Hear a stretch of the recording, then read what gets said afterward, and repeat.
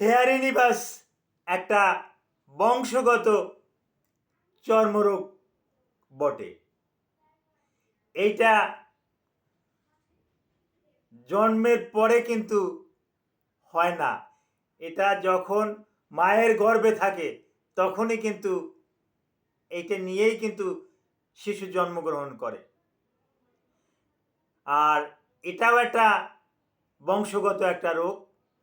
যদি মায়ের থাকে, বাবার থাকে, তাহলে কিন্তু এই হেয়ারিনিবাসটা কিন্তু হতে পারে। এটা তেমন ক্ষতিকর কিছু না, আর এর তেমন কোনো একটা চিকিৎসাও নাই। যার পরিপ্রেক্ষিতে যতটুকু আপনার হেয়ারিনিবাস আছে অতটুকু নিয়েই আপনাকে সন্তুষ্ট থাকতে হবে। আমি এ ব্যাপারে আরও কিছু তথ্য আপনাদেরকে দেব।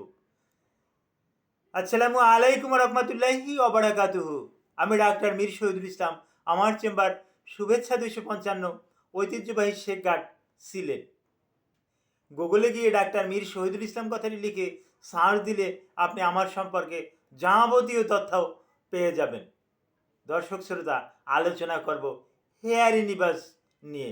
এই হেয়ারিনিবাস সম্পর্কে অনেকে দেখে, অনেকের আছে, কিন্তু এটা যে হেয়ারিনিবাস নাম, এটা অনেকের ধারণা নাই। তো লোকাল ভাষায় কেউ বলে জাটকা, জারা, জটা, এই বিভিন্ন নামে কিন্তু আখ্যায়িত করে থাকে।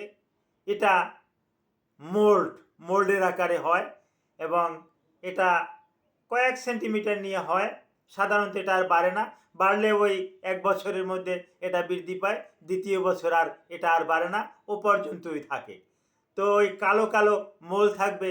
এটা শরীরের যে কোনো জায়গায় হতে পারে, মাথায় হতে পারে, কপালে হতে পারে, এই ফেইজে হতে পারে, পেটে, বুকে, এবং এটা গোপন অঙ্গেও বেশি বেশি হয়। এরকমেরও ইতিহাস আছে যে গোপন অঙ্গে অনেকের এরকমের দেখা যায় যে শরীরের অন্য কোথাও নাই, স্ক্রুটামে আছে, ওই মন্স পিউবিসে এটা দেখা যায়, মহিলাদের মন্স পিউবিসে এটা দেখা যায়। তো এরকমের কিন্তু সচরাচর আমাদের কাছেও এসে রুগীরা অভিযোগ করে এবং এটা দেখায়। দেখানোর পর বলি যেটাকে বলে হেয়ারিনিবাস। রোগটা শনাক্ত করলাম, তবে এর কোনো চিকিৎসা নাই। আপনাকে মিথ্যা প্রলোভন দেখিয়ে আমার কোনো লাভ নাই। আপনি যেখানেই যান, একজন ডার্মাটোলজিস্টের কাছে যান, যার কাছেই যান, এর কিন্তু কোনো একটা ভালো চিকিৎসা কিন্তু নাই। যেভাবে আছে এভাবেই থাকবে। তবে হ্যাঁ, ইচ্ছা করলে আপনি এটাকে লেজার করাতে পারেন, কসমেটিক সার্জারি করাতে পারবেন।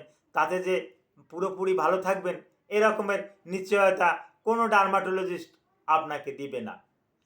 তবে এটা কেন হয়? ত্বকের একটা কোষ আছে, এই কোষটা মেলানোসাইট। এই মেলানোসাইট, এই যে কোষটা আছে, এটার অস্বাভাবিক বৃদ্ধির পরিপ্রেক্ষিতে এটা হয়ে থাকে। তবে এটা ওই অস্বাভাবিক বৃদ্ধিটা বিশেষ করে মহিলাদের গর্ভবতী অবস্থায়, বাচ্চা যখন গর্ভে থাকে তখন এই মেলানোসাইট নামক যে একটা কোষ আছে, হ্যাঁ, এটা কিন্তু অস্বাভাবিক কিন্তু তখনই কিন্তু বৃদ্ধি পায়, যার পরিপ্রেক্ষিতে এই হেয়ারিনিবাসটা কিন্তু আমরা পরবর্তীতে শিশু জন্মের পরে কিন্তু আমরা দেখতে পাই। এটা এবং মৃত্যুর আগ পর্যন্ত এভাবেই থাকে, কোনো তারতম্য হয় না। এই ব্যাপারে আপনাদের আরও যদি কিছু একটু জানার তথ্য থাকে, ভিডিওর কমেন্ট বক্সে কমেন্ট করবেন। Thank you all.